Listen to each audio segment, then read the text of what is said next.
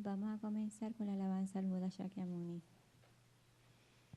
Maestro, destructor de enemigos, ha sido Buda completa y perfectamente despierto, dotado con sabiduría y conducta ejemplar, ido al gozo, timonero que guía a los seres ordinarios que aún deben ser domados, ser supremo, maestro de todos los dioses y los hombres, Buda, destructor de enemigos, glorioso y victorioso ser Shakyamuni. Ante ti me postro y a ti voy por refugio. Maestro, destructor de enemigos, has sido Buda completa y perfectamente despierto, dotado con sabiduría y conducta ejemplar, ido al gozo, timonero que guía a los seres ordinarios que aún deben ser domados, ser supremo, maestro de todos los dioses y los hombres, Buda, destructor de enemigos, glorioso y victorioso ser Shakyamuni. Ante ti me postro y a ti voy por refugio. El Sutra del Corazón de la Perfección de la Sabiduría. Así lo oí. Una vez el bendito estaba residiendo en Rayagrilla, en la montaña llamada Pico del Buitre, junto a una gran asamblea de monjes, una gran asamblea de bodhisattvas. En ese momento el bendito entró al samadhi que expresa el Dharma llamado iluminación profunda.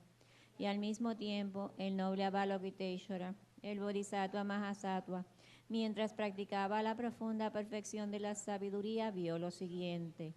Vio que los 5 skandhas son de la naturaleza del vacío. Entonces, por el poder del Buda, el venerable Shariputra le preguntó al noble Avalokiteshvara, el bodhisattva Mahasattva, cómo debe entrenar un hijo o una hija de familia noble que quiere practicar la profunda perfección de la sabiduría. Entonces el noble Avalokiteshvara, el bodhisattva Mahasattva, le contestó al venerable Shariputra, oh Shariputra, un hijo o una hija de familia noble que desea practicar la profunda perfección de sabiduría debe practicar así, viendo lo siguiente, que los 5 skandhas son de la naturaleza del vacío. La forma es el vacío también es la forma. El vacío no es otra cosa que el vacío. La forma no es otra cosa que el vacío. De la misma manera, los sentimientos, las percepciones, las formaciones mentales y la conciencia también son el vacío. Por lo tanto, Shariputra, todos los dharmas son el vacío. No existen las características, no existe el nacimiento ni la cesación. No hay impureza y no hay pureza. No hay merma ni hay aumento.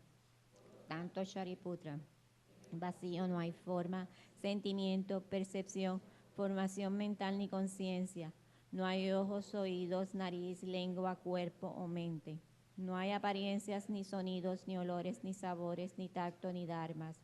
No hay datu de los ojos y hacia hasta el datu de la mente y conciencia. No hay ignorancia ni fin de la ignorancia hasta la vejez y la muerte. No hay fin de la vejez y de la muerte. No hay sufrimiento ni origen del sufrimiento. No hay cesación del sufrimiento, ni sendero, ni sabiduría, ni logro, ni ausencia de logro. Por lo tanto, Shariputra, ya que los bodhisattvas no tienen logros, moran en la profunda perfección de la sabiduría. Como no hay obscuración en la mente, no hay tampoco temor. Trascienden lo falso y alcanzan el nirvana total. Todos los budas de los 3 tiempos, a través de la práctica de la profunda perfección de la sabiduría, despiertan completamente a la iluminación insuperable, verdadera y total. Por lo tanto, el gran mantra de la profunda perfección de la sabiduría, el mantra de la gran percepción, el mantra insuperable, el mantra inigualado, el mantra que calma todo sufrimiento, debe ser conocido como la verdad ya que no contiene falsedad. El mantra de la profunda perfección de la sabiduría es Tayata Gate Gate Para Samgate Bodhisoha. Tayata Gate Gate Para Samgate Bodhisoha. Tayata Gate Gate Para Samgate Bodhisoha. Tayata Gate Gate Para Samgate Bodhisoha. Tayata Gate Gate paragate, parasamgate bodhisoha, tayata gate gate, paragate, parasamgate bodhisoha, tayata gate gate, paragate, parasamgate bodhisoha. Por lo tanto, Shariputra, el Bodhisattva Mahasattva debe entrenarse en la profunda perfección de la sabiduría. Entonces el bendito salió del Samadhi y elogió al noble Avalokiteshvara, el Bodhisattva Mahasattva, diciendo: bien dicho, así es, oh hijo de noble familia, así es. Se debe practicar la profunda perfección de la sabiduría, así como has explicado, y todos los Tathagatas se regocijarán.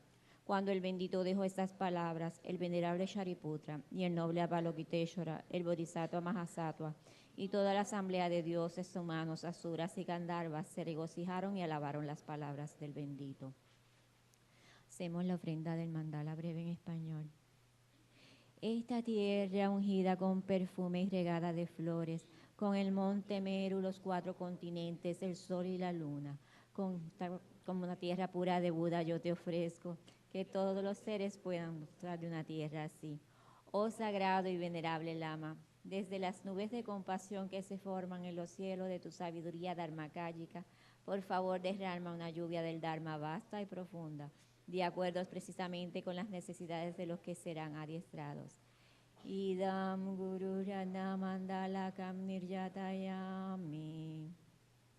Tomamos 3 veces refugio. Voy por refugio hasta alcanzar la iluminación, al Buda, al Dharma y a la Asamblea Suprema, por los méritos que acumule practicando la generosidad y demás perfecciones que pueda obtener el estado de Buda para beneficiar a todos los seres.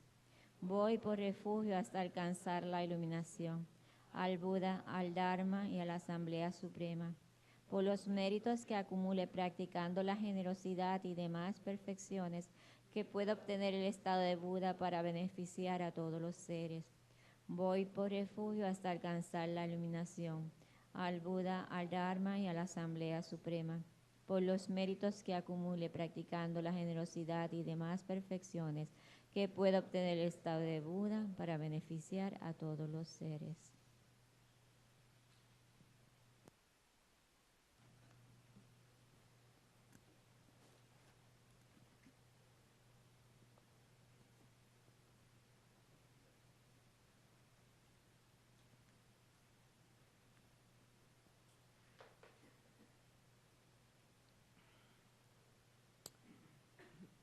And then, after taking refuge, then we experience the nectars and rays pouring into our bodies from the Guru's heart. Or we can think from the Guru's body, speech, and mind pouring into our body, speech, and mind. And that of all sentient beings around us is the white nectars and rays, purifying all of the obstacles to attaining enlightenment. Any obstacles that we brought here from the city, from the town, any obstacles in our mind just tonight, to being able to create an environment, an atmosphere here where we can receive teachings on kind of how to do retreat, about retreat, which is really about how to take the intellectual teachings and bring them into our daily life experience. And so we actually transform our experience of self and others, changing the karma of our perception, whether it's retreat far away in some quiet place or just retreat every day in the life.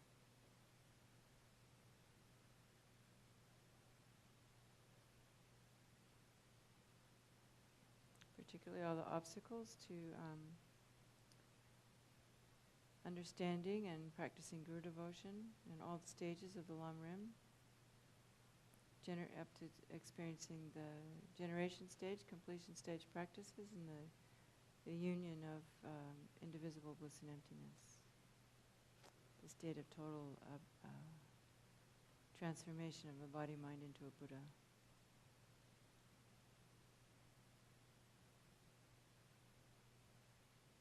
All the obstacles, hindrances, wrong views, spirit harms, sickness, everything that prevents us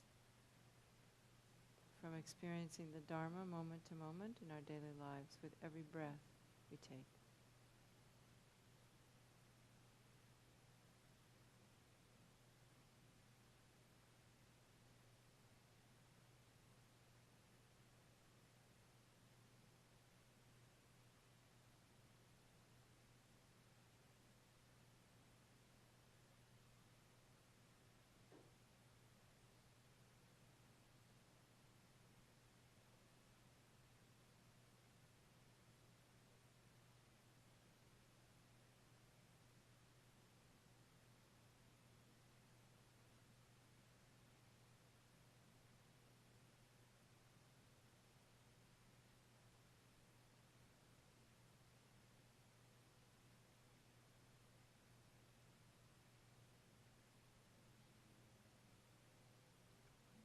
And having conviction and faith that it's purified,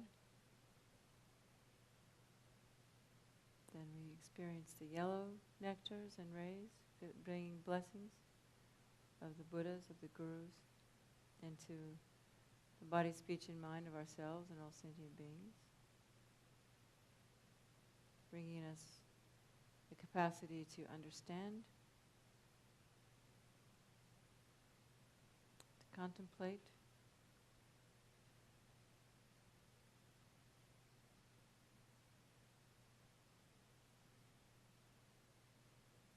and totally integrate the teachings of the Buddha into our mind streams.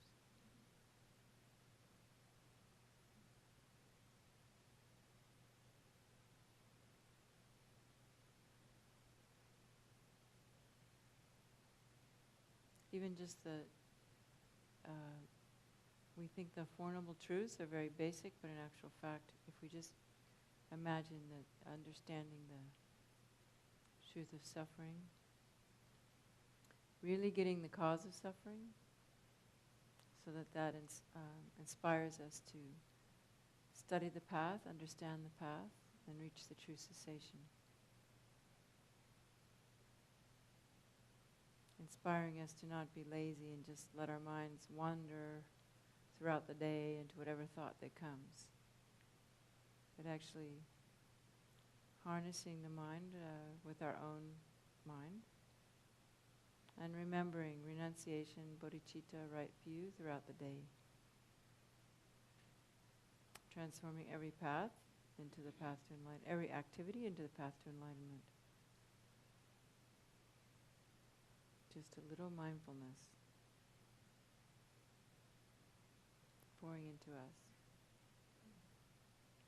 and all sentient beings.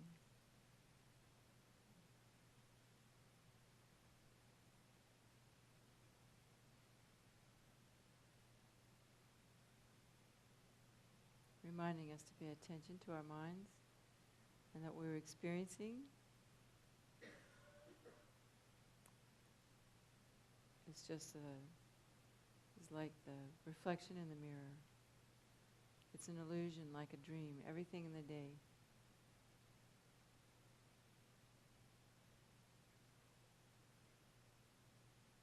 Those of us who do tantric practice remember emptiness manifesting as the deity, experiencing divine pride.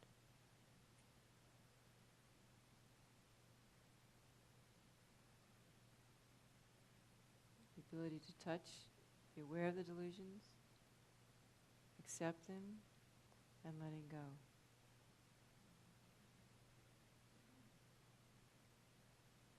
Not really rejecting, not really accepting, just noticing and letting go into the divine pride and clear appearance. It allows us to have the wisdom to make the right decisions in the conventional reality that we inhabit, so that we cause less suffering to others, less suffering to ourselves, by practicing the 6 perfections. Remembering to be generous, remembering to be moral, not harming others, and patience, and practicing perseverance, and being aware with mindfulness and concentration, and that everything is always actually in the nature of emptiness. So we imagine this pouring into us, and we rejoicing.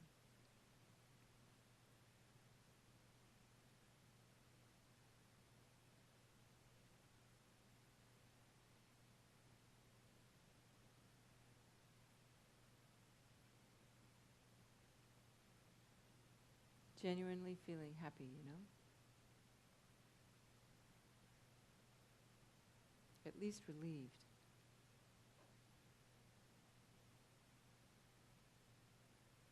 Just even the thought of maybe being able to do this brings us relief and joy and aspiration.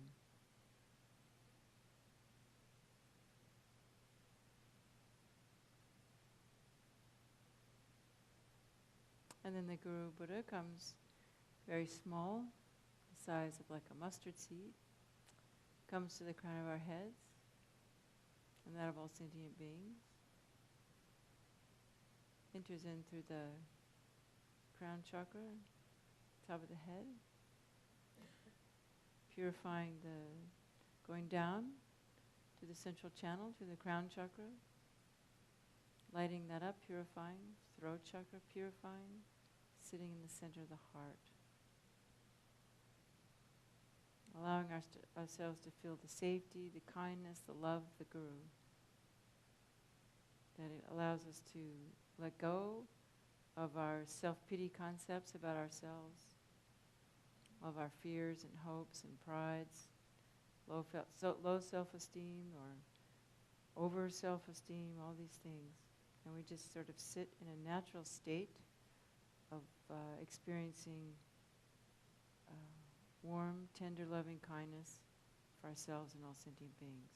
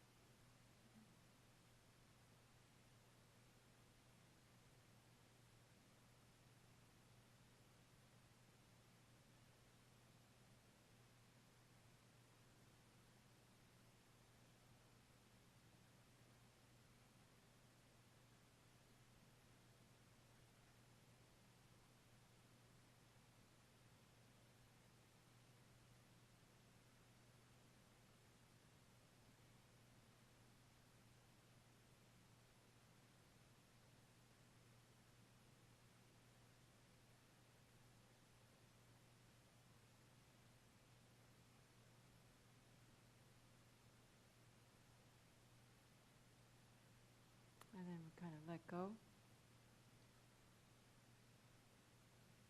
And just the subjective mind that's looking, thinking, just focus on that by itself. Just awareness of awareness itself. And rest in that spacious experience.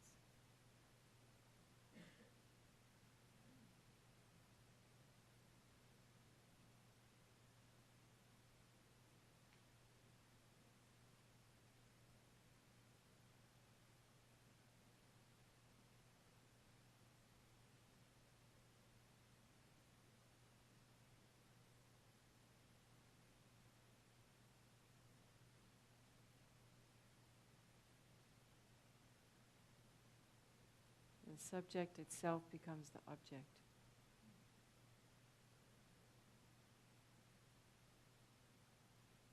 And then let go.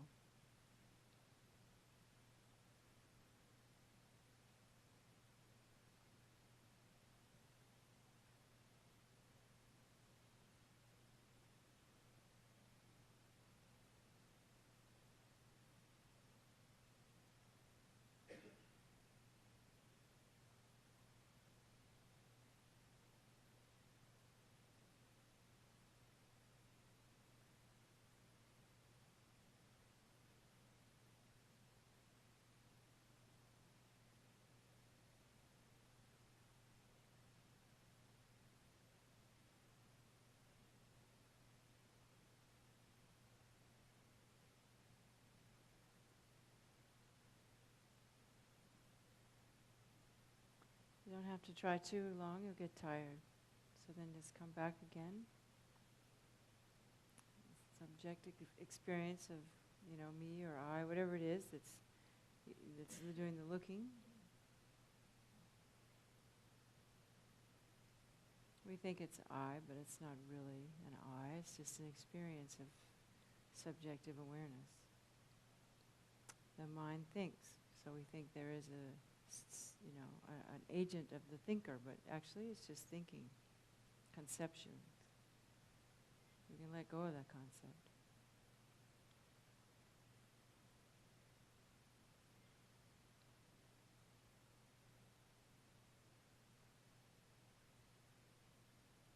And just relax the mind.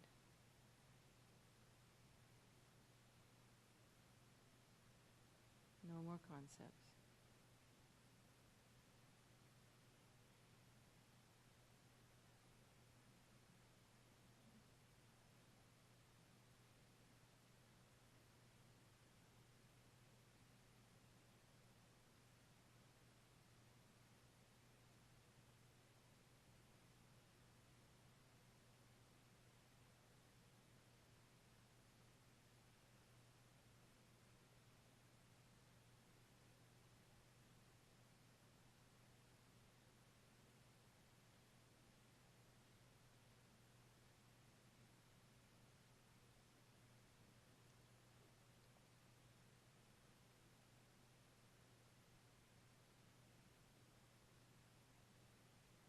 And then relax again. Can't do that for too long. Pretty soon you're just thinking again. So this time when we're thinking about something, I'd like you to go back to what we were doing last weekend, which is I'd like you to return to developing a warm, loving kindness feeling for yourself. So you first, if you can't immediately do that, just think about something that does make you feel something, an actual feeling, emotional feeling of warmth and kindness and love, cherishing someone, something.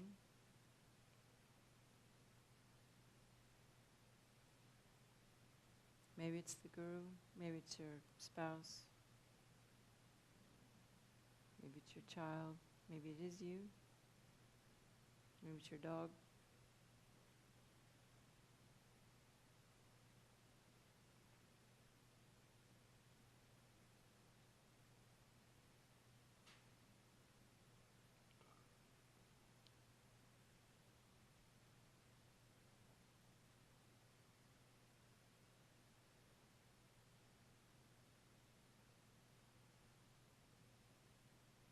And remember to be aware of the breath. And when you're breathing, you just breathe in and it makes it bigger, stronger. And when you breathe out, you just relax and allow yourself to feel comforted, protected, safe, loved. Just imagine it, Might not be real, but just pretend.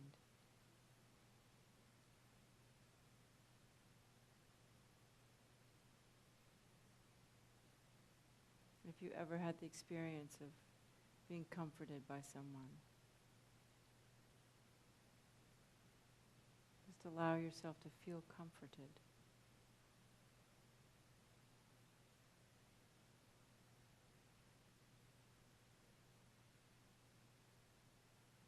Not in a tight way, but in an open, kind of loving, something that's able to extend outwards, as well as inwards to yourself.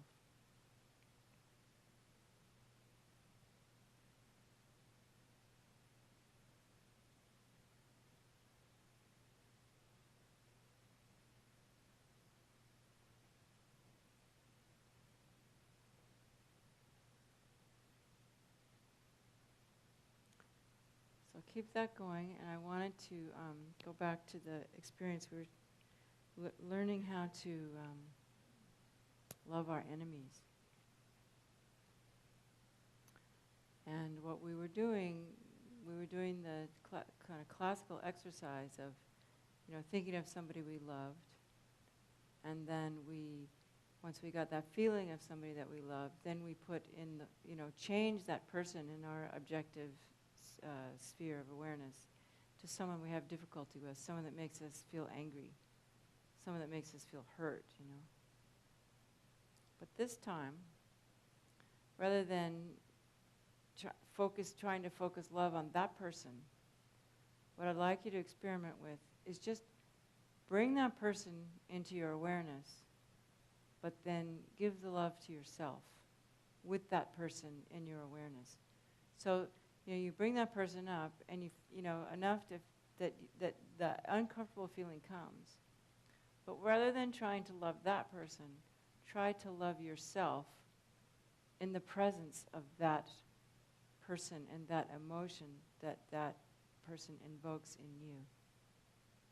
And just sit with that for a minute and see what happens. And if you need to, you can again do it with the breath.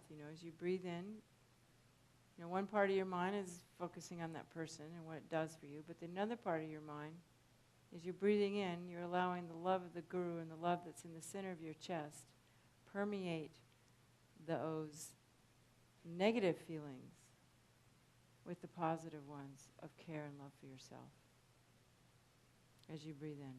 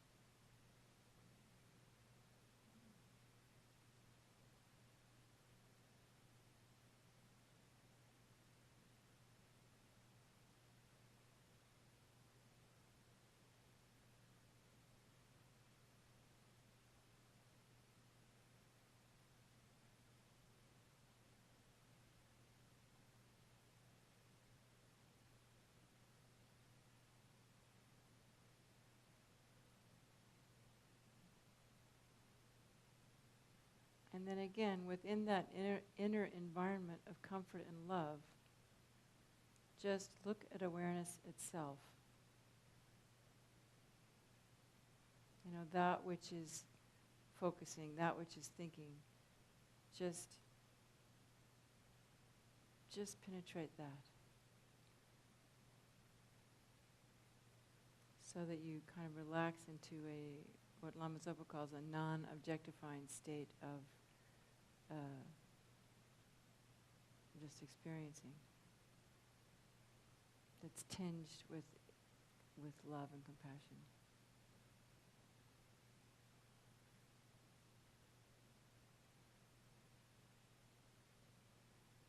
And every time you breathe in, it gets more strong, and every time you exhale, you just let go into that state of not grasping at anything. Not even the experience of me. There's just awareness.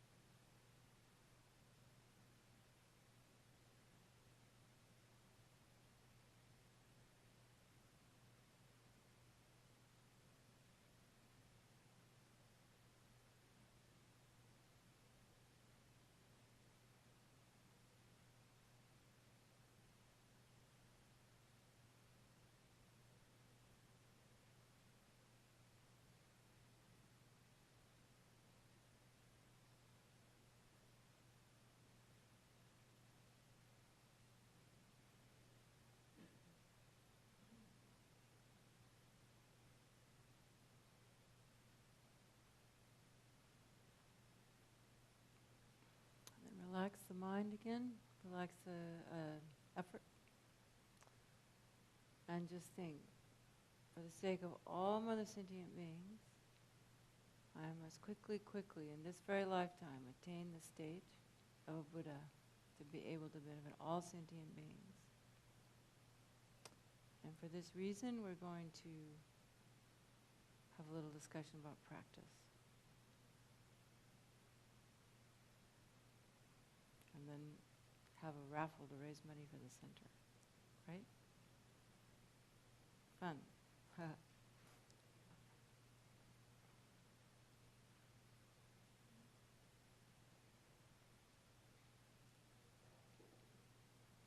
Okay, I make you work too hard, don't I?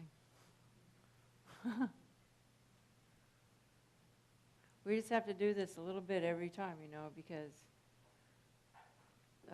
that's what I want you to get.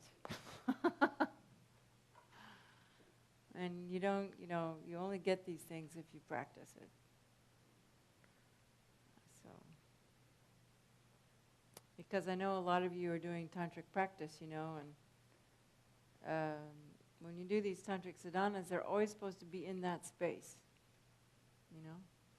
You have to generate that space, and then the tantric practice is just like a little boat going down in the river of that,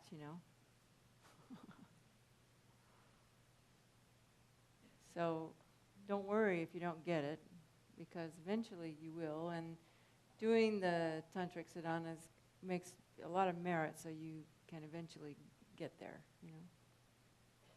But you have to want it, and you have to practice.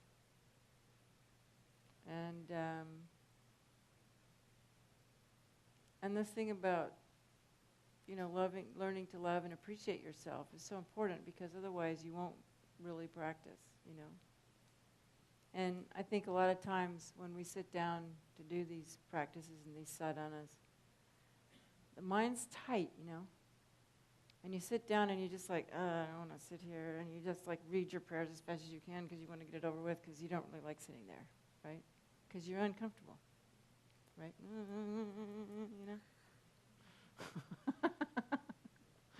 I know, I'm just like you guys.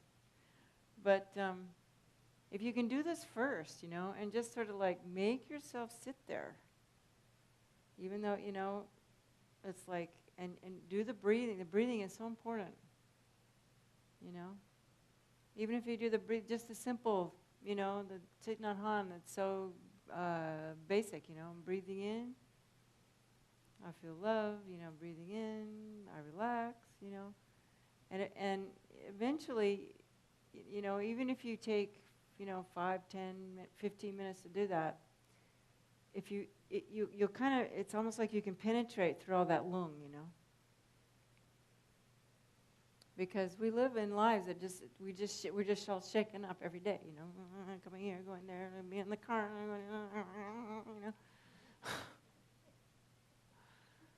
So if before you do your practice, like you can go for a walk or do a little qigong or just, put on your favorite song and dance, do something, it really helps. I don't know if you guys have ever heard of, I'm sure you have, I don't know, the older one of us, we've probably heard of Osho or Bhagwan Sri Rajneesh, He had a very controversial end to his life. But the beginning of his life, I can't judge what happened to him, but I had friends that were really involved in his trip, and they did this thing called chaotic meditation. Did you ever hear that? And what they would do was they would just dance really hard for 10 minutes or something, just, and then sit down and meditate. And, it's good. Because you got to do something with all that stuff.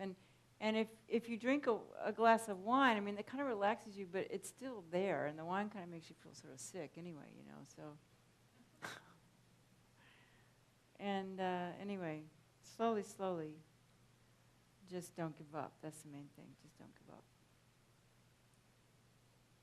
And even if you can't find the peace before you start the practice, just try anyway,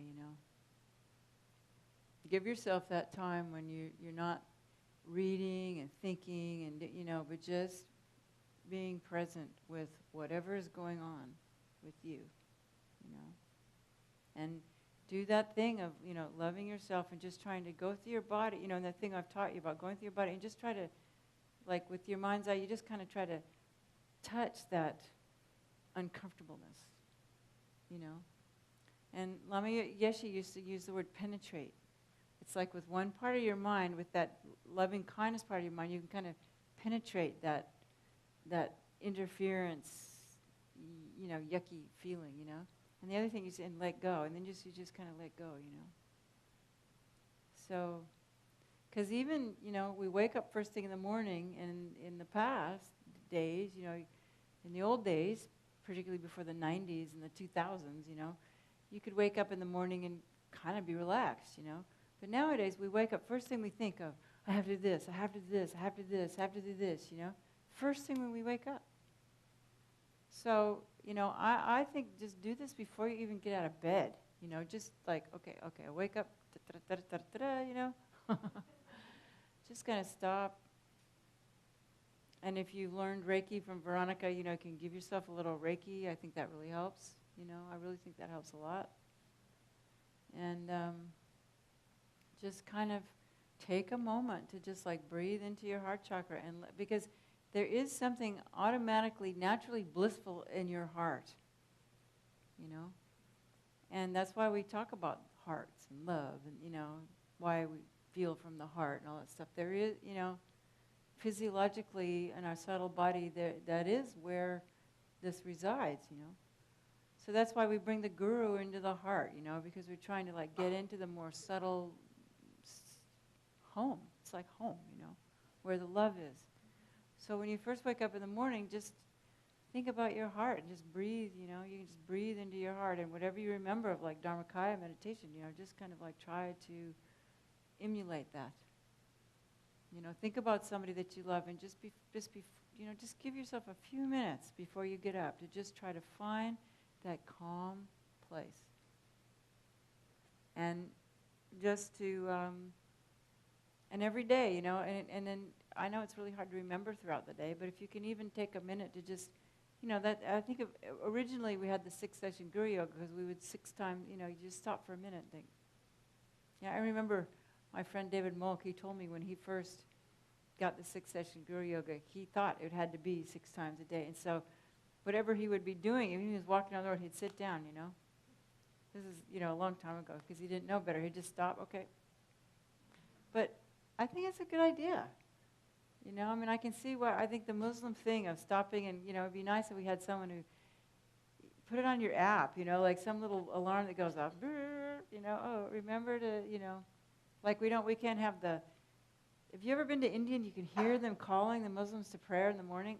It's so beautiful, So it's like if we could have something, in our telephones, some beautiful song, that you can set an alarm, just to remind you.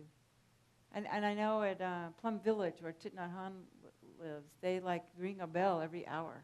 I think it's every hour. Maybe it's every 15 minutes. I can't remember. Just to kind of like, oh, right, I remember.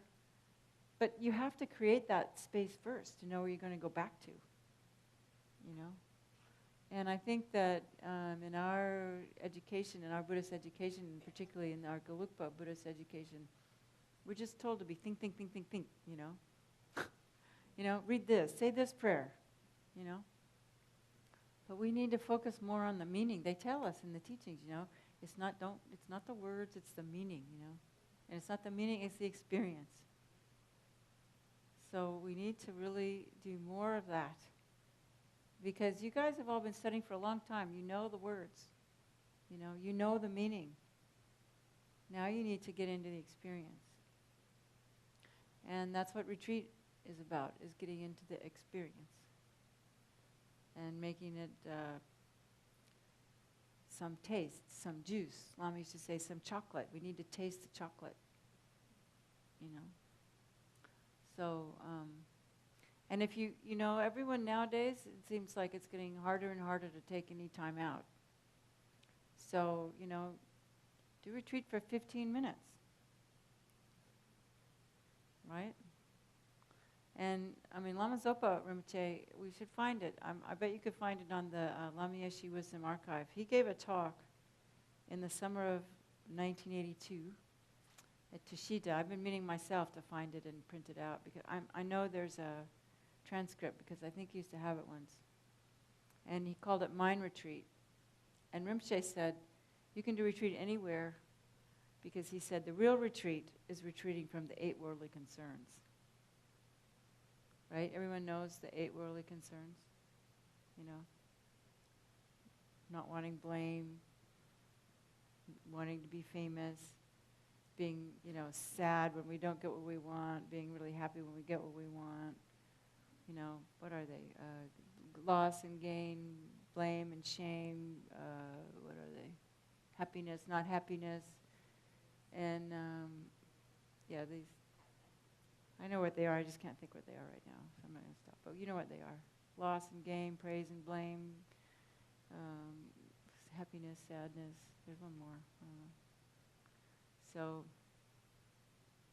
anyway, basically it's, you know, not being caught up in all the outside stuff that's going on. You know, I want this, I don't want that. Being happy when you get something, not being happy. But, you know, unless you create this inner home, you can never abandon the 8 worldly dharmas because you've got nowhere to go to abandon them. You know, you need a refuge, you need a place to go so that all that stuff on the outside can't hurt you. You know, when people, because if you're completely caught up in what's going on, you know, when someone blames you and says you've done something wrong, you've got nowhere to escape from that. You're just right there with it. But if you have this inner refuge, there's a place that is like safe from someone screaming at you, you know. And even if you can't always get there, the more we practice, the easier it is to be there until eventually we're kind of there all the time. And that's what you see with these great lamas, you know. Pleasure and pain, that's the other one I was leaving out. Pleasure and pain. You know, always seeking pleasure and being unhappy when we experience pain. You know? So, anyway, retreat. We've got 45 minutes.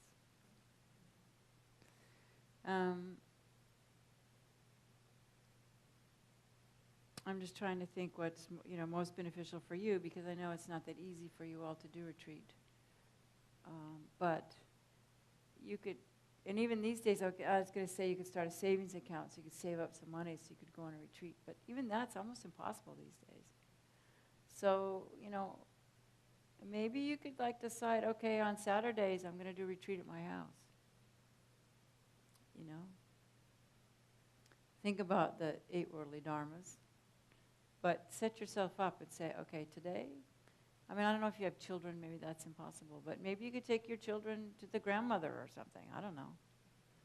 And just think, today I'm going to do 4 sessions of my meditation practice, whatever it is, and choose whatever you want to do that day. And just do it. You know? And try in your daily life to have a little bit of retreat time when you wake up, a little bit of retreat time before you go to sleep. You know. And yeah. And I also believe very strongly that if you really do want to do a retreat, you know, I mean, even a weekend you can get something out of, you know. Or if you could, you know, like go to a group retreat somewhere where someone's organizing it and do a week retreat, you know. I mean, maybe one day you guys could organize something here. You know, someone must have a place where you could go and some of you could go and be, and, you know, whatever. Because I don't know if, you know, the talks, a couple of times I've been asked to give talks on retreat and how to do retreat, but, you know, thinking about it, I don't know if that's all that relevant to you guys, you know.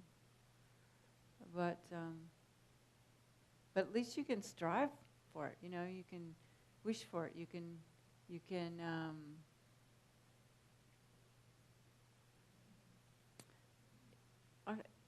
try to create the cause for it, you know. And I think one thing that would create the cause for it is maybe it would be beneficial if I just told you what it's like to be on retreat, so you can know what it is to, why would you want to go on retreat, you know? And I guess the short answer to that is so that you can create this, you have the time to create a different habit of mind. You know, a different habit of always being in this busy 21st century monkey mind, you know. You get a chance to finally unwind a little bit and see what it's like to taste this more calm, blissful, maybe even get some experience of bodhicitta, some experience of emptiness, some experience of wishing to give up this life. Because really, the first ingredient to wanting to do a retreat is deciding, I'm really sick of this samsara. You know, I want something else. I want to get out, you know. I want to have a different mind. But in order to have that, you have to first be honest about the kind of mind that you have and really contemplate, what is my life like today, you know? Is this really good enough for me, you know? Because it's so easy for us to be, I think in the West, you know, we have perfected the suffering of change. You know that we have the three sufferings, you know, the suffering of suffering, the suffering of change, and the all-pervasive suffering. Well, the all-pervasive suffering is this that's going on all the time, right?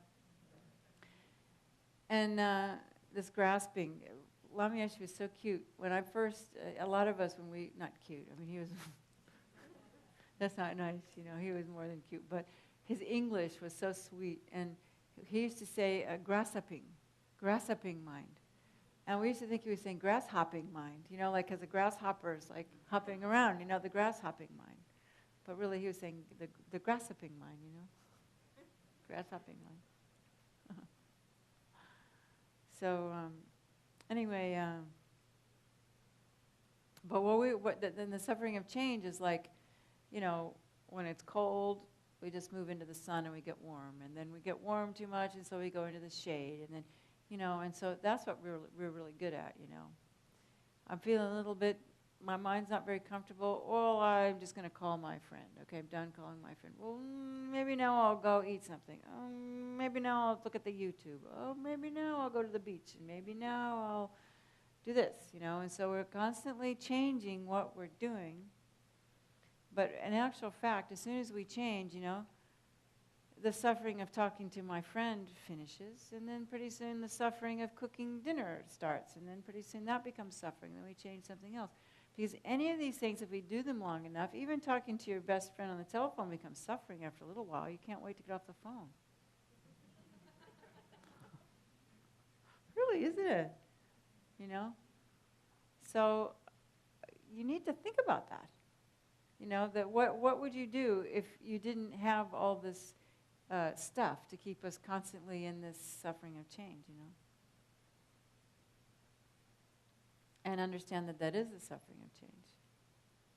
And try and experiment with just sitting with yourself as you are. And sitting there long enough to experience the suffering of suffering.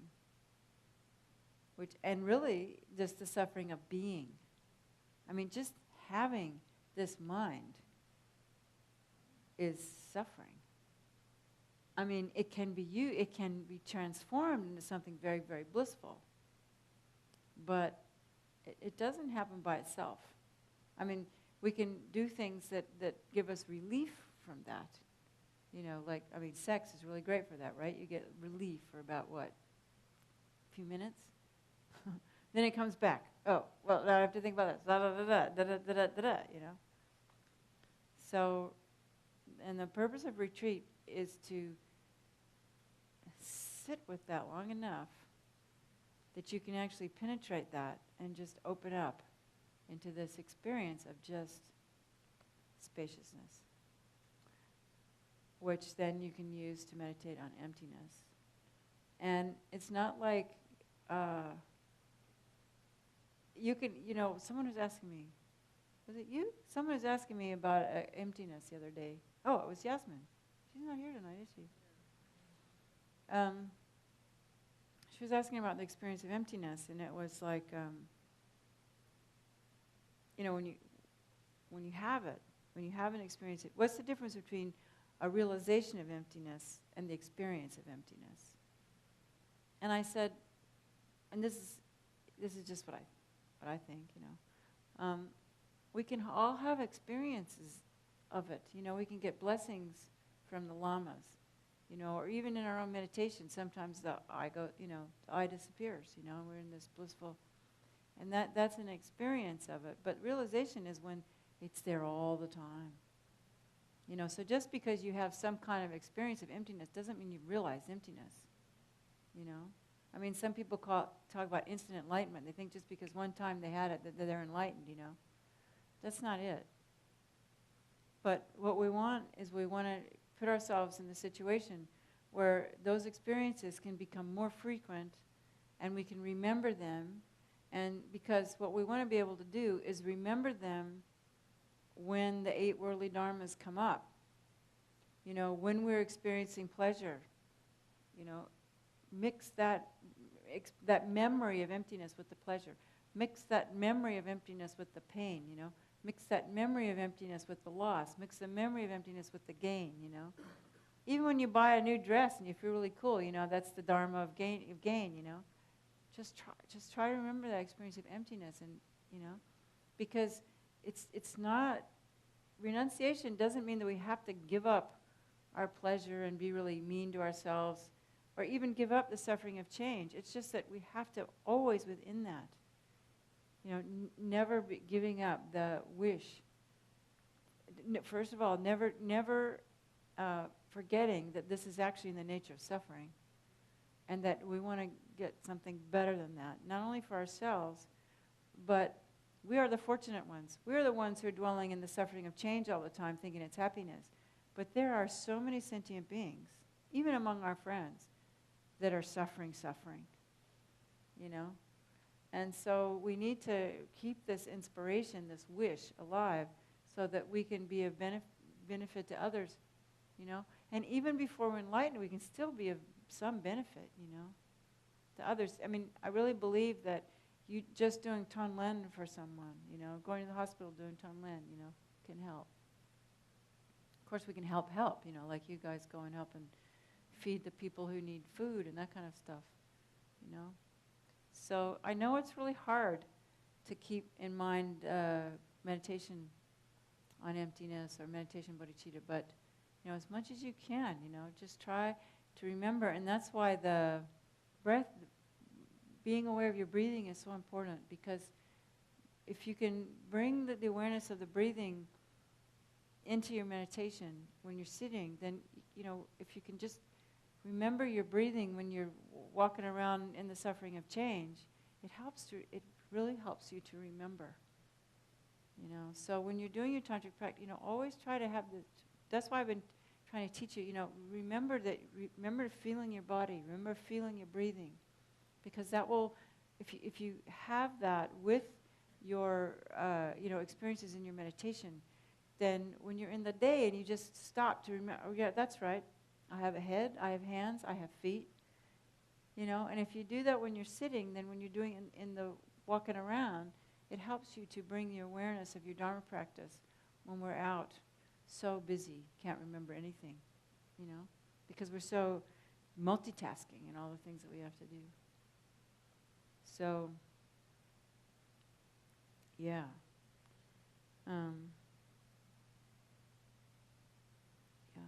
So retreat. What does it take to do retreat? I think the main thing is inspiration.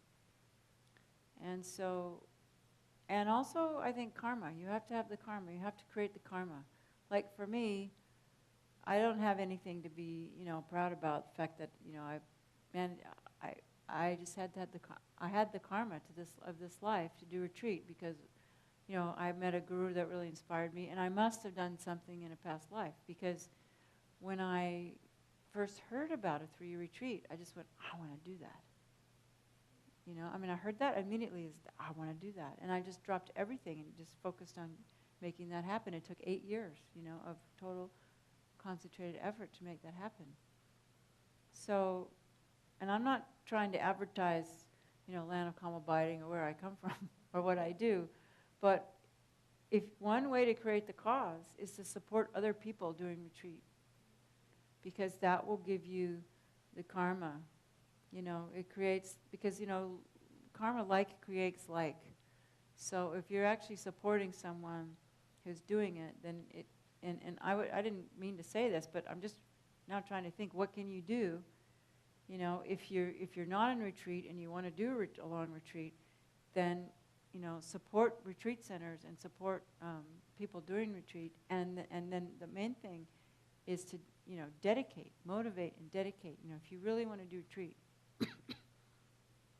at the end of your meditation practices, dedicate. May one day may my work this life bring me to retreat. I have a friend who, had a normal life. She had 3 kids, a regular life. But when she retired, she took her Social Security and she went into retreat. And, starting retreat when you're 65 is a little late, but it's not too late. Particularly if you've been, she was a very good student anyway, and she always meditated on Lam Rim, and she worked in Dharma centers, and she supported meditators, and she did all that stuff, even though she, had a 9-to-5 job and 3 children and a husband. But, miraculously, the husband left her for somebody else, so she didn't have a husband. And, yeah, Actually, he went into, he did a good thing too. But they had to separate, and then, she's just finished a 3-year retreat. So, and she did it very relaxed in her house. I have another friend who did a 3-year retreat in downtown San Francisco.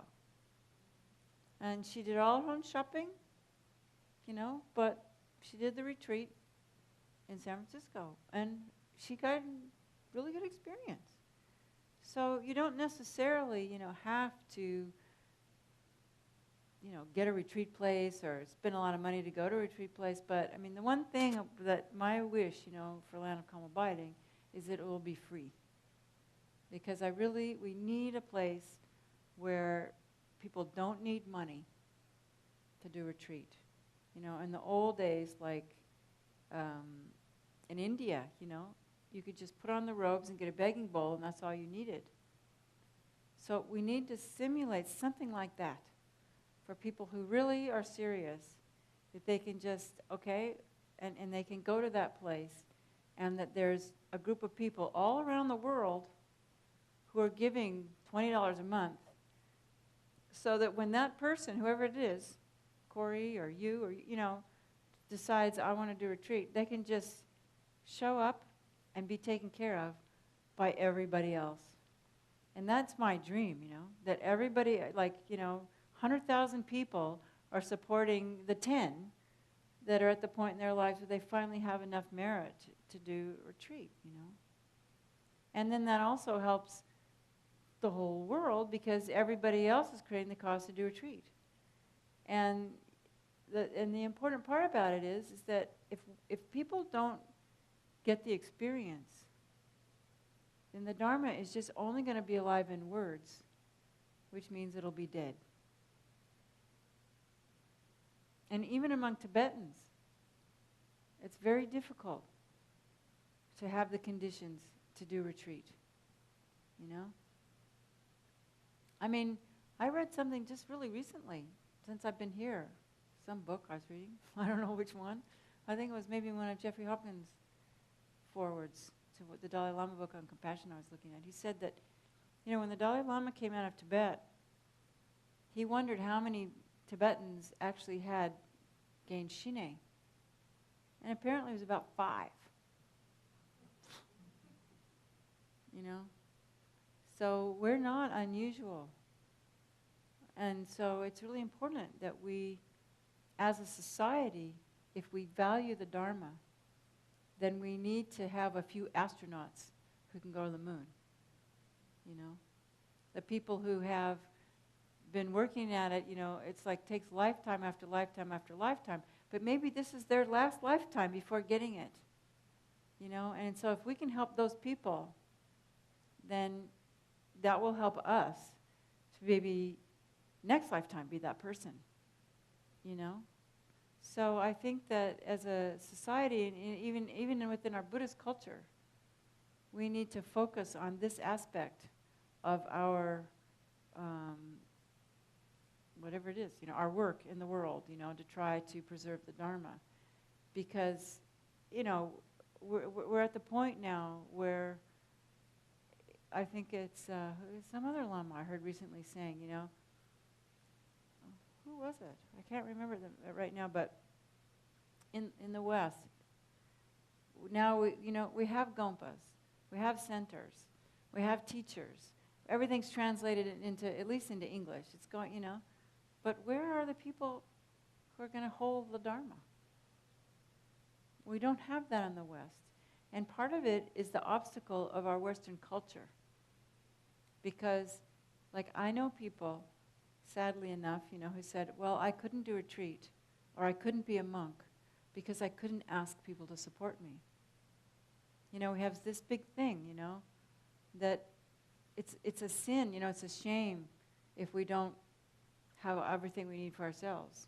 And so you see people who think that, oh, when they save $100,000, then they can do a retreat, you know. They might die before they get that, you know. And so another big obstacle is that, and then you hear people going, wow, that person's not supporting themselves? What's wrong with them? You know, there's something wrong with them. Oh, they're getting, well, it's like welfare, you know. They're just lazy, you know. So it's this kind of mindset, because we don't, in Asia it's a little bit different. People understand that it's really important to have a few people gaining the realizations, you know, that after they do the studies, that they need to do retreat. Like even my young friend Jake, who's just started retreat at Lanakam Abiding, he was confessing to me that, you know, his center, his home center in London, has supported him for his whole 6 years of training. And part of the training, the master's program, the FPMT master's program, was to do a 1-year retreat, right? You don't get very much after 1 year. But he feels like, well, now because they've been supporting him, they want him to come back and teach. And I'm like, I feel like I need to write them all a letter and say, wait a minute, you know, if Jake is ready to keep going after 1 more year, you guys should keep supporting him and not saying, well, you know, now you have to come back and teach. Because you already have a lot of people who like to teach, but don't have the karma to be in retreat, don't have the karma to sit there and go through the, you know, because it takes a lot of perseverance and inspiration to sit with your self-cherishing, grasping crap, you know, and that's what happens in retreat, you know, you have to sit with it, which is why I've been teaching so much of the loving the self thing, because in the West, you know, we have so much low feelings about ourselves that we don't have the power and the strength to cut through that stuff, you know. Luckily for me, you know, I was interested in psychology before I met the Dharma, so, you know, I mean, I was able to kind of, you know, use the psychological things that I had, tools that I had to help me, you know. And that's one thing you really need to do on a retreat, is you have to be able to, as Lama Yeshe said, be your own psychologist. And also, the other thing is, if you are having problems, don't be afraid to ask for help, you know. And I think the biggest thing on retreat, and another thing I'll share with you is Lama Zopa Rinpoche, when Samden and I were getting ready to do the second long retreat, and very kindly, a woman named Pam Caton was raising money for us at a group retreat with Lama Zopa, and so he was walking out the door one day, and Pam got up and said, we'd like to raise some money for Roger and Paula, blah, blah, blah, And Rinpoche came back, and he sat down, and he said, I just want to tell you something about these two. And I'm talking about it not as if it's me, it's like somebody else. I don't know anybody else it's happened to, so I'm not trying to I'm great, But he said, I've been watching these people, and the reason I've accepted their retreat, he said, is not because they said all the mantras, because they could endure the hardship. He said, anybody can say mantras. Anybody can sit there and not pay attention to anything that's going on and just go Om Tarti Tari Turi Soha for, hours and hours a day and pretend, But the fact that when the stuff comes up, that you have the inspiration and the perseverance to go through with it, that's why he said it wasn't so much that we gained any great realizations, but we were able to sit with the hardship. Because, you see, it's the hardship is where the realizations come. Because, I went into my first long retreat, with all these great, generation stage, completion stage, because they tell you, the Tibetans tell you, you can get enlightened in 3 years, you just need to do 3 retreats. So you go, great. I'm going to do 3 retreats. I'm going to come out enlightened and be a great Lama and enlighten everybody, Well, it's not really like that. At least it wasn't for me. But what I can say is that doing the generation stage practices, it seemed like it gave me the merit to gain the Lam Rim realization. The enduring the hardship, transforming the hardship. Because really, the main mantra for that retreat for me was that line in the Lama Chopa, when the environment and the beings therein become filled with the fruits of my karmic debts and unwished for sufferings pour down like rain, please bless me to transform these negative circumstances into the path of enlightenment. That's all I could do, because that's all that kept happening. Just hardship after hardship after hardship. And, the thing about one of these great retreats is that this is why the Nundro is important. When you do the Nundros, it gives you this stability in your aspiration and faith through the different merit that you create by doing the Nundros, because they're all about purifying and accumulating, right? Purifying obstacles and accumulating merit. So that when the obstacles come, like not once did Samden or I ever think about leaving that retreat, even though it was really difficult, And we both felt like it was because we did the Nundros, and we did the Nundros well. We didn't, Lama Zopa was a little more kind with us. He was very kind. He just said, he gave us these 9 Nundros, and he said, as karma permits. So in other words, as best as you can do them, get them done. But because, I'd already done retreats before that, I'd done a couple of Vajrasattva retreats and things, and so I already knew how to, or was beginning to know how to sit with that, like I was telling you, to like penetrate through all the lung that's going on, so you can find that peaceful ocean underneath all the stuff, so you can kind of meditate in the peaceful ocean rather than on the choppy waves on the surface. And you have to go down in the deep part, And because of that, the Nundros were done in a really sincere, deep way. It wasn't just Saji Buki Jikti Meta count.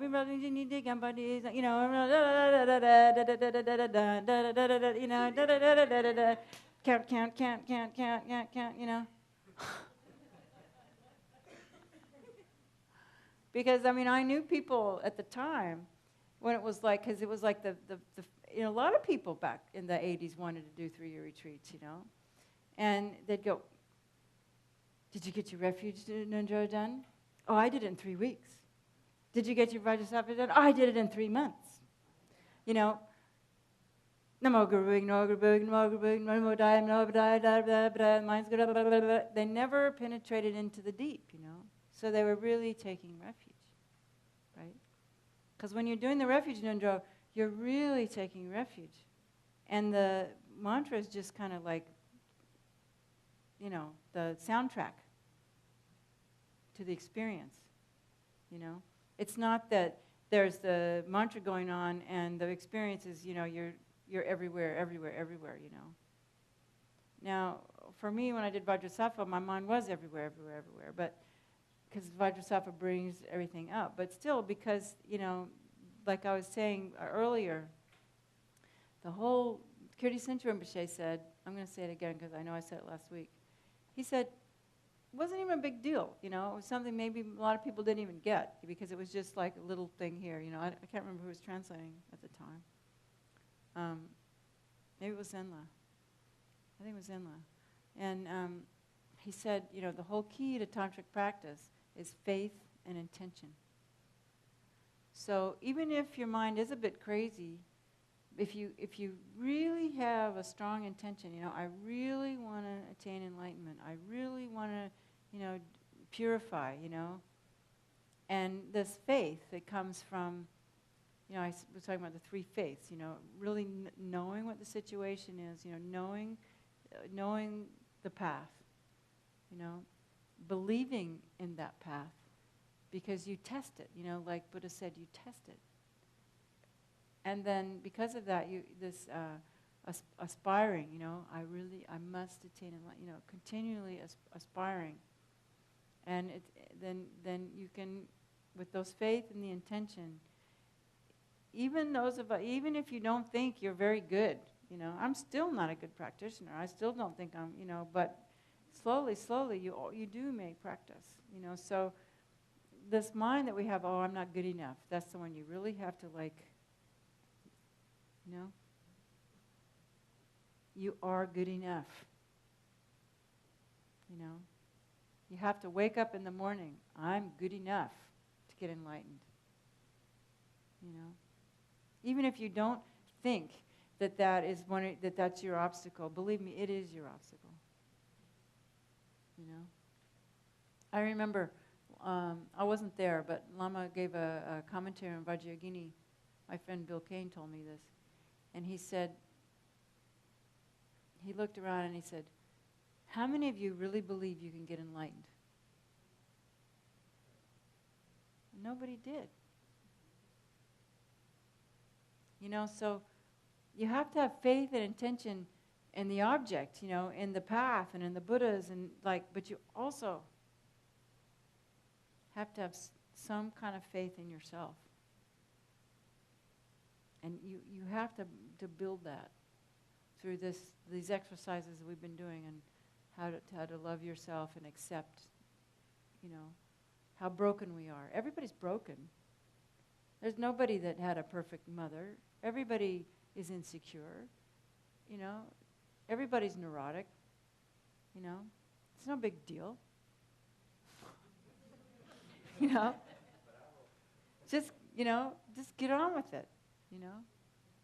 And, get some help, right? Because we can't let that be our obstacle, right, to doing retreat. And another way to stay inspired, too, and it's so great, I'm really grateful, to all the people who study Tibetan and our translators, because and I hope more and more of them become available in Spanish, because there's so many great inspiring books out now about the past meditators, reading the stories of the life of Shabkar and Yesi Sogil and Women of Wisdom and Parampasangye and Machik Labdran and the Enlightened Beings, the one Jan Willis's book, and it's not impossible. And then, you hear stories that even just in the last, I don't know about since they've come out of Tibet, but you hear lamas that say, they knew somebody who attained the rainbow body, it was still happening in Tibet. It was still happening, in the 20th century. People were attaining enlightenment in the 20th century in Tibet, And it seems, I think one of the problems that I've had, and I think it's just a cultural thing, because I grew up in the 60s in Berkeley, and my parents were activists, and everybody was an activist, and I didn't even know that was a word, because I didn't know that activist was like something you could be, because everybody was, and so like we were raised, that the purpose of life is to go out and change the world and make it a better place by becoming a public health person and going to Africa and teaching people about birth control, or going into the Peace Corps, or whatever, being a school teacher, or being a doctor, being out there serving society. And that's another really big problem. Who are you helping by being in retreat? That was my mom's big question, and I remember she came to teaching sometimes, and she said, she asked, because she gets so, because she was really concerned, that I was like dropped out, and she said, who's she helping in retreat? He said, the insects.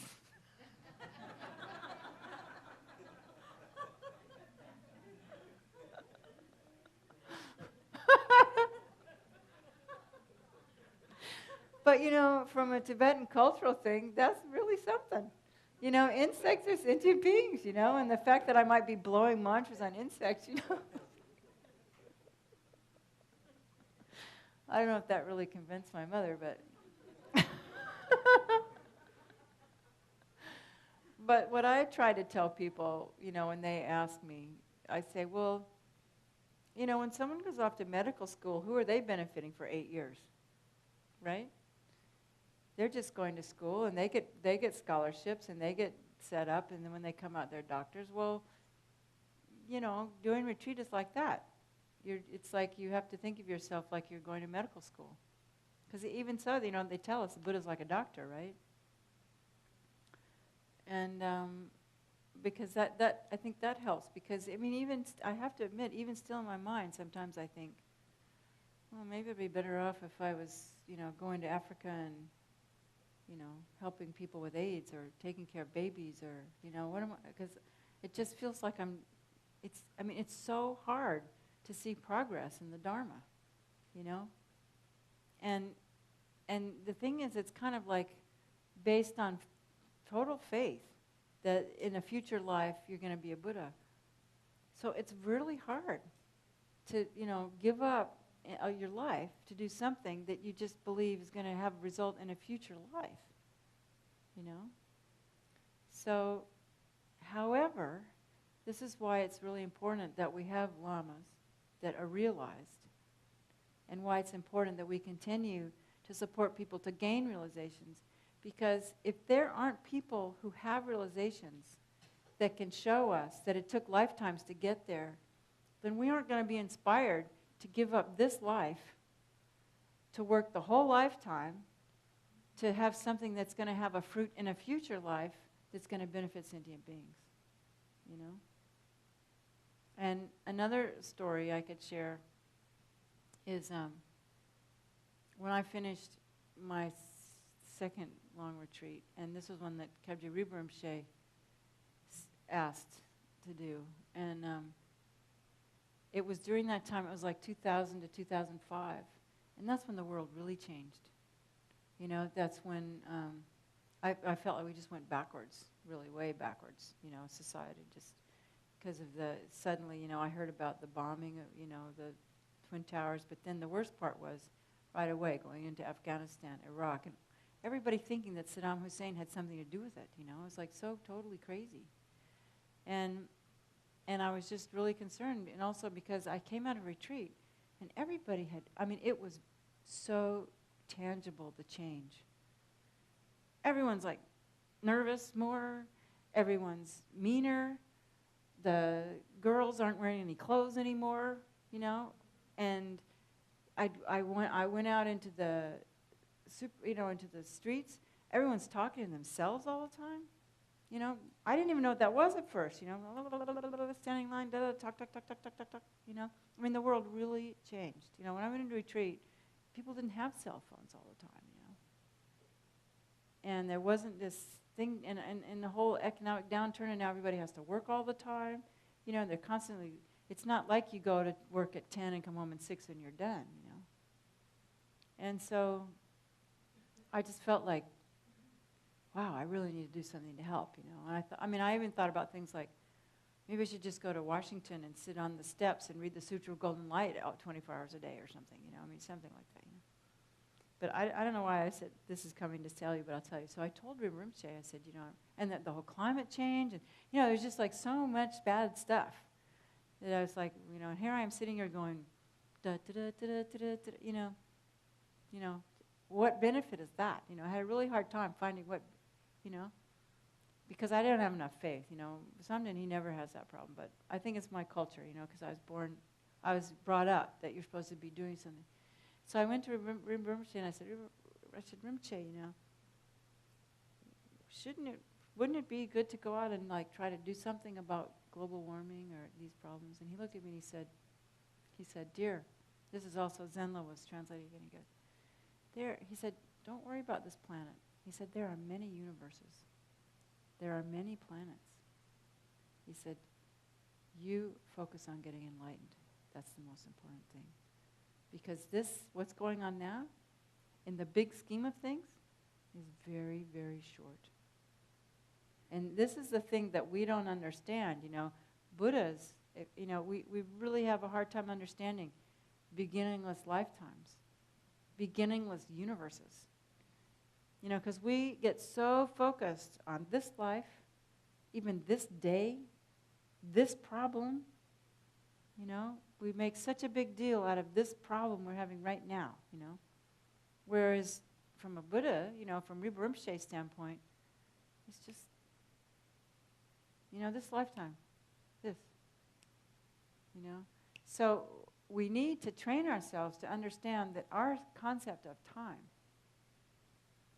is very, you know, it's just as much as diluted as anything else about us.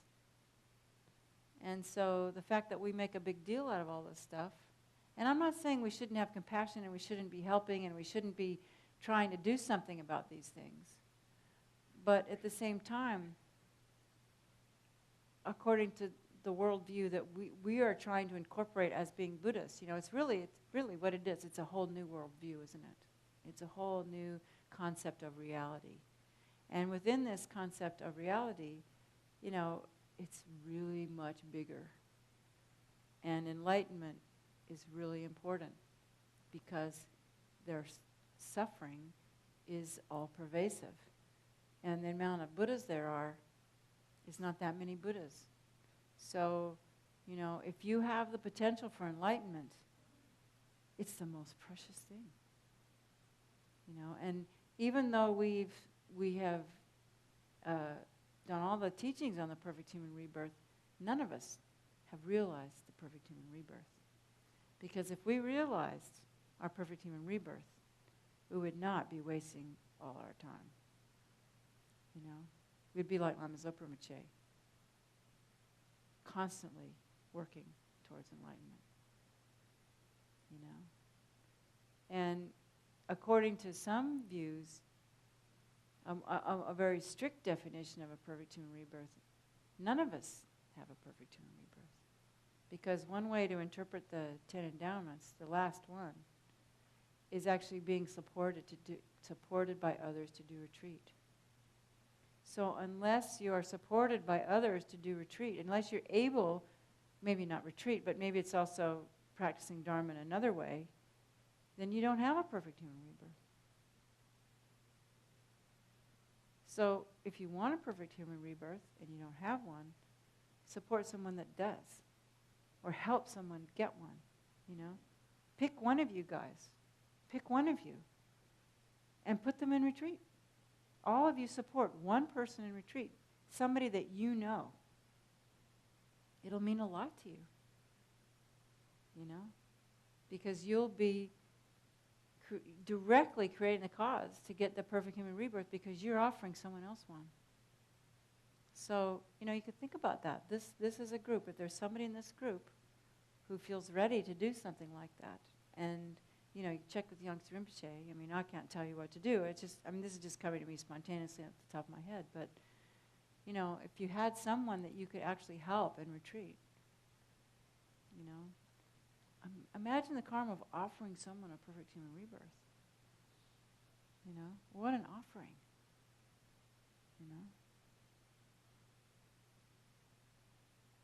So maybe think about that.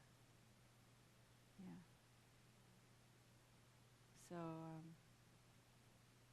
it's time to do the raffle. So of course I was going to tell you all about retreat and how to do retreat, but it just sort of didn't seem appropriate for this group because if you were a group getting ready to go off to retreat, then you'd want to know what you need to eat and how you sleep and what you do this, but you're not there, so why tell you all that stuff, So anyway, so let's dedicate the merits of whatever happened here together tonight. If it was beneficial, I hope there was some benefit here, and we'll dedicate it to that we all have perfect human rebirths, and then we're all able to create the causes to attain the realizations so that we can become a Buddha as quickly as possible. And also, let's dedicate that we all learn to have faith in ourselves and believe in ourselves and learn to create that inner refuge home. It becomes a habit. You have to do it. You have to make it a habit. Everything has to become a habit. So that you have a place when you wake up in the morning, you take a big breath and you feel at one with the Guru, and you feel happy and you feel blissful when you wake up in the morning. Take a big breath. I'm the deity, Doesn't this feel good? I'm going to go out and benefit sentient beings.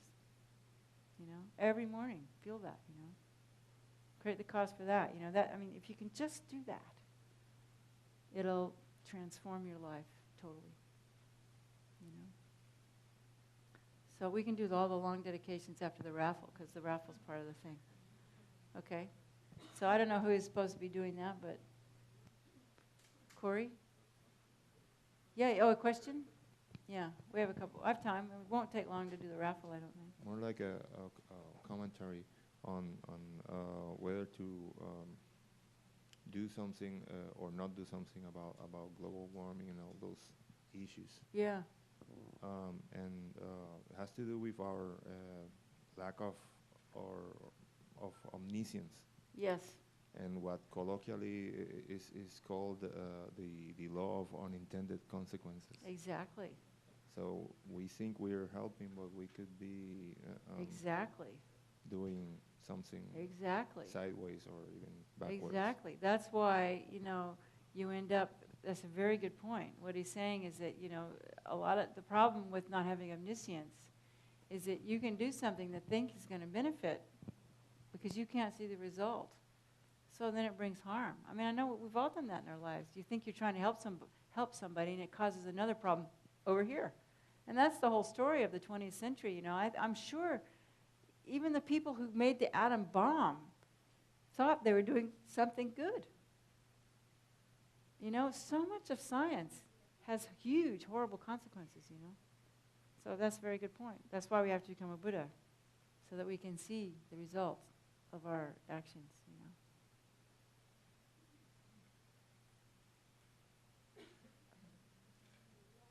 Do you want to use this, Rita? This thing?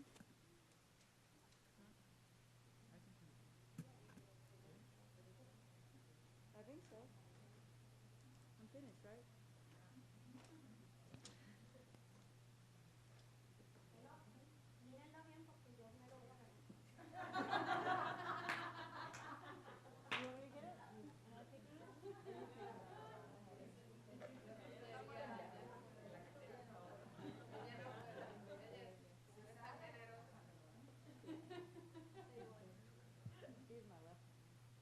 Okay.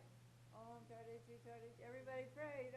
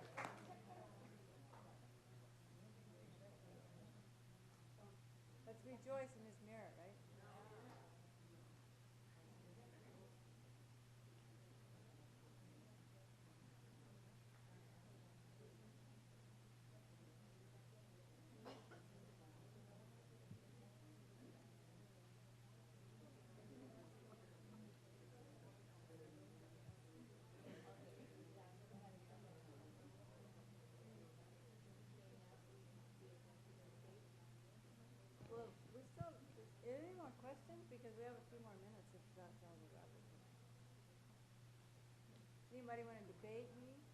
I don't think there are any questions. Okay, so you want to dedicate? Vamos a hacer la dedicación para después pasar a las personas que quieran en tal ofrecimiento, ¿ok? Que por los méritos de esta virtud pueda alcanzar rápidamente el estado de un Gurú Buda y pueda llevar a este estado a todo ser sin excepción. La mente de iluminación es suprema y muy preciada, que donde no ha surgido surja, que donde ha surgido no disminuya, que cobre cada vez más fuerza. La visión correcta del vacío es suprema y muy preciada, que donde no ha surgido surja, que donde ha surgido no disminuya, que cobre cada vez más fuerza. Así como el valiente Manyushi y Samantabhadra distinguieron los fenómenos tal cual son, yo también dedico estos méritos en la mejor forma, siguiendo su ejemplo perfecto. Dedico todas estas raíces de virtud con la dedicación que es considerada la mejor por los victoriosos asidos de los 3 tiempos para poder realizar todas las buenas obras. Y ahora hacemos la oración de larga vida de nuestro maestro Yansi Rinpoche y de todos los maestros que enseñan el Dharma a través del mundo. Madre Tare, liberando del samsara. Tu Tare, liberando de los 8 temores. Tara, Madre que libera, por favor otorga el don de la longevidad. Por las bendiciones de los gurús raíz y del linaje. Por los logros espirituales de los dioses y diosas. Por los métodos hábiles de las dakinis y los protectores del Dharma, que podamos realizar gozosamente la esencia de nuestras esperanzas. Kendun Densin, eres afable, benevolente y bondadoso. Por favor, permanece con nosotros durante una larga vida. Expande tus actividades iluminadas en todas las direcciones y continúa madurando y sustentándonos a mí y a todos los seres sintientes. Desde este momento y durante todas nuestras vidas, manténnos bajo tu tutela, nuestro amigo, nuestro divino y virtuoso guía.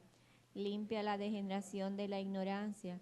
Ayúdanos a realizar rápidamente nuestro recorrido por los senderos y caminos y alcanzar los 3 cuerpos de un Buda, por la verdad de la realidad incambiable y por la bendición conjunta de la indestructible Sangha, que la esencia de estas oraciones se logre rápidamente.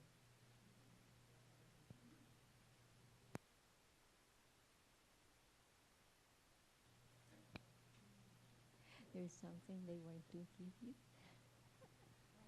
This is your present. Yeah, the case. Se le está dando un obsequio en nombre del centro, de todos nosotros. Nosotros teníamos una guitarra hace tiempo que se la habían donado a ella y en esta ocasión pues le conseguimos el case,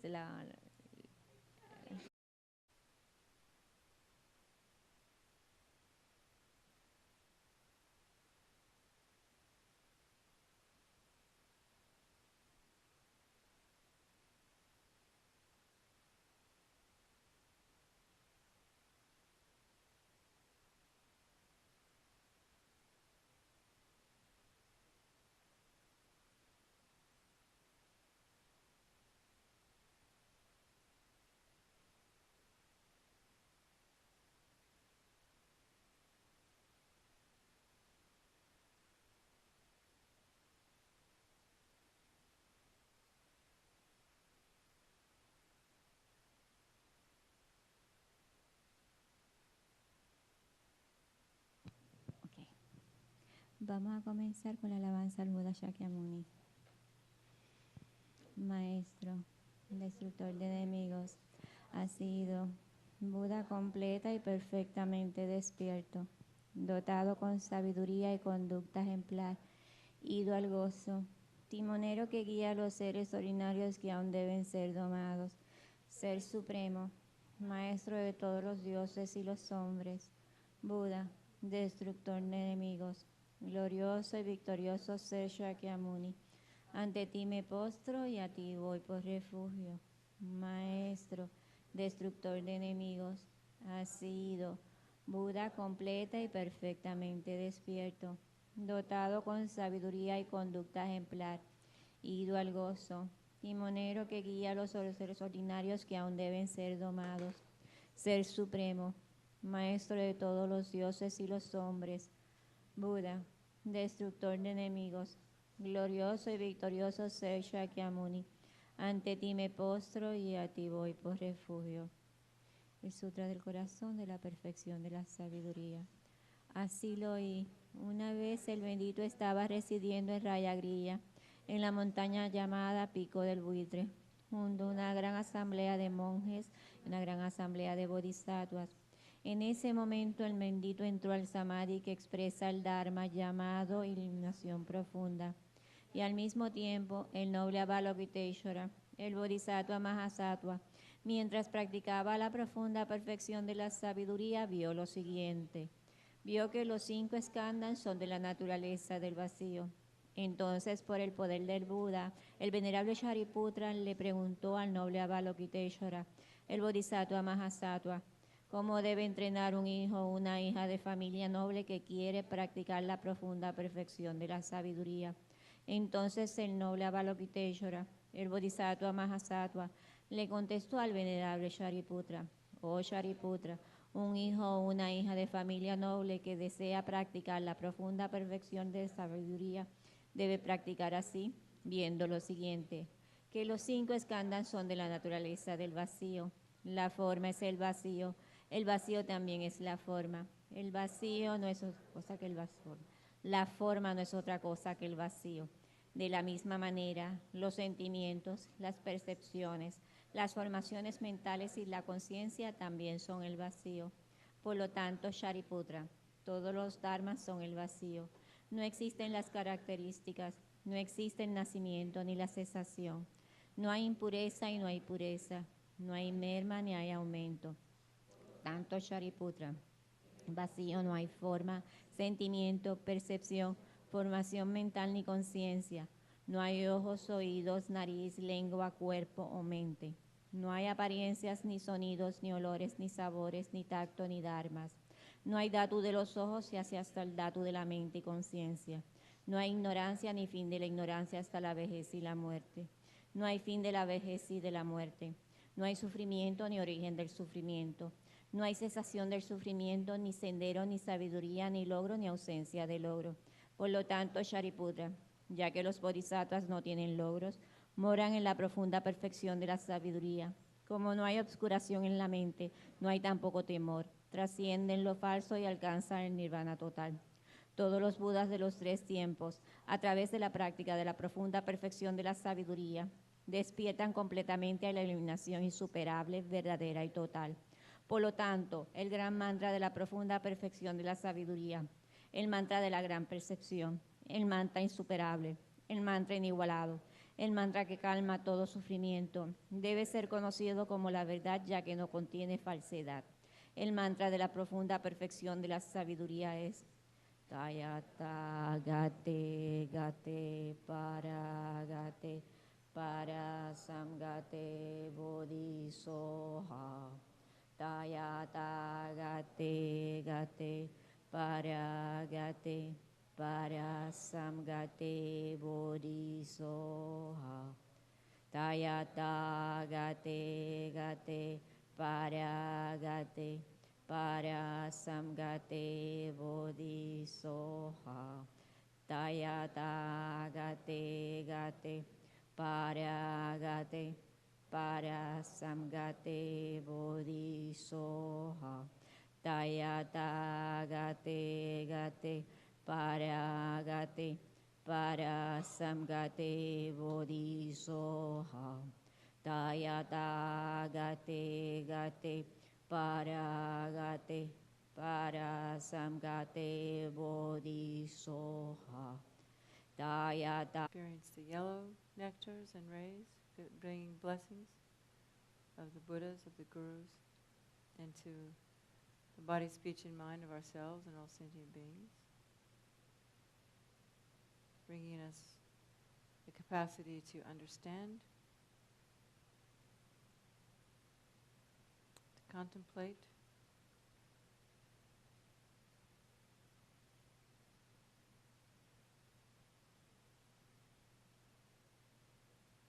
totally integrate the teachings of the Buddha into our mind streams.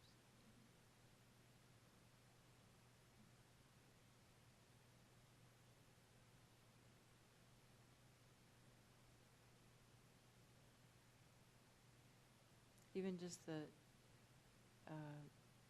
we think the Four Noble Truths are very basic, but in actual fact, if we just imagine that understanding the truth of suffering, really getting the cause of suffering, so that inspires us to study the path, understand the path, and reach the true cessation. Inspiring us to not be lazy and just let our minds wander throughout the day into whatever thought that comes. But actually harnessing the mind with our own mind and remembering renunciation, bodhicitta, right view throughout the day. Transforming every path into the path to enlightenment, every activity into the path to enlightenment. Just a little mindfulness pouring into us and all sentient beings.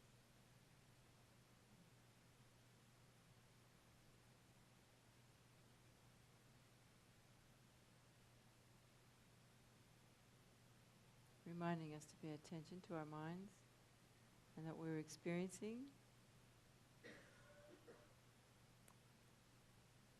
it's just it's like the reflection in the mirror. It's an illusion, like a dream, everything in the day.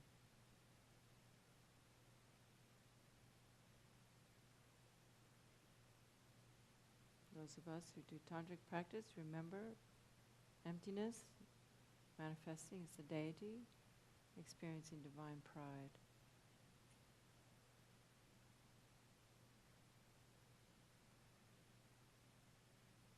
The ability to touch, be aware of the delusions, accept them, and letting go.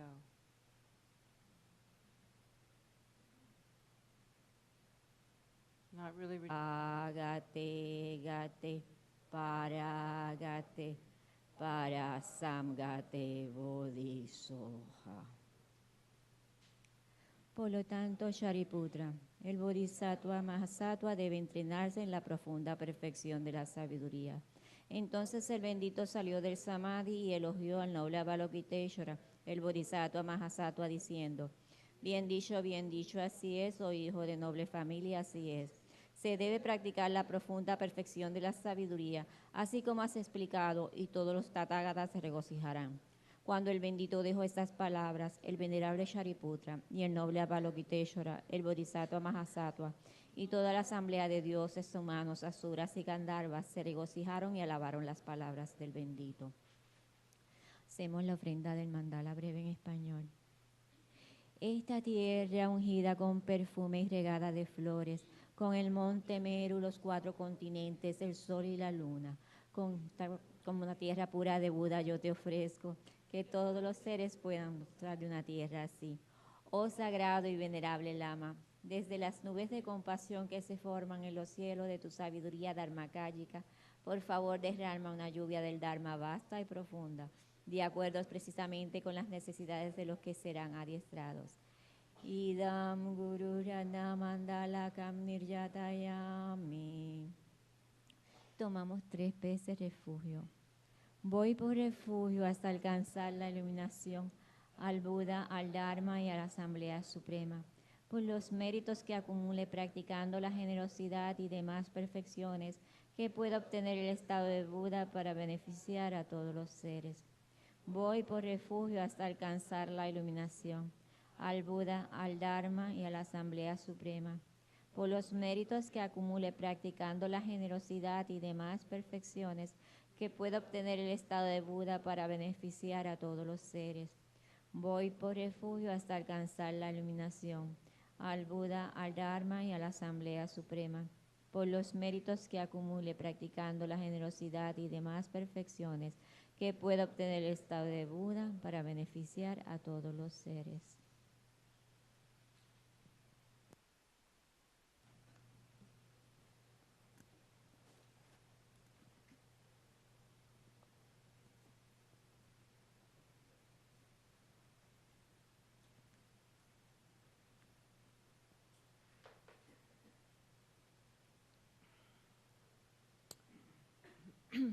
then after taking refuge, then we experience the nectars and rays pouring into our bodies from the Guru's heart. Or we can think of the Guru's body, speech and mind pouring into our body, speech and mind. And that of all sentient beings around us is the white nectars and rays, purifying all of the obstacles to attaining enlightenment. Any obstacles that we brought here from the city, from the town, any obstacles in our mind just tonight, to being able to create an environment, an atmosphere here where we can receive teachings on kind of how to do retreat, about retreat, which is really about how to take the intellectual teachings and bring them into our daily life experience. And so we actually transform our experience of self and others, changing the karma of our perception, whether it's retreat far away in some quiet place or just retreat every day in the life.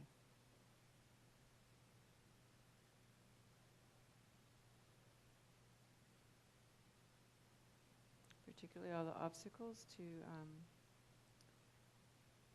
understanding and practicing Guru devotion in all the stages of the Lam Rim, up to experiencing the generation stage, completion stage practices, and the union of indivisible bliss and emptiness, the state of total transformation of the body, mind into a Buddha.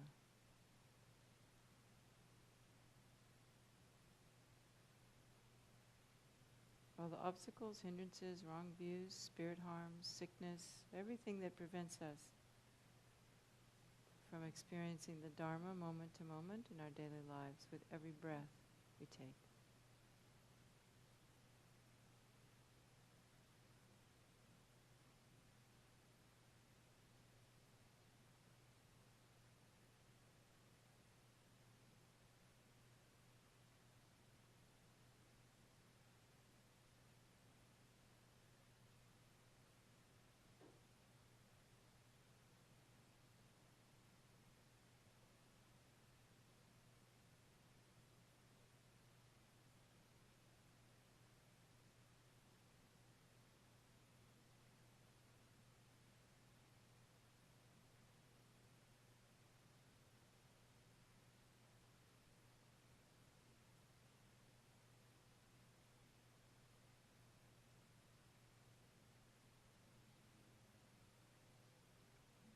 And having conviction and faith that it's purified,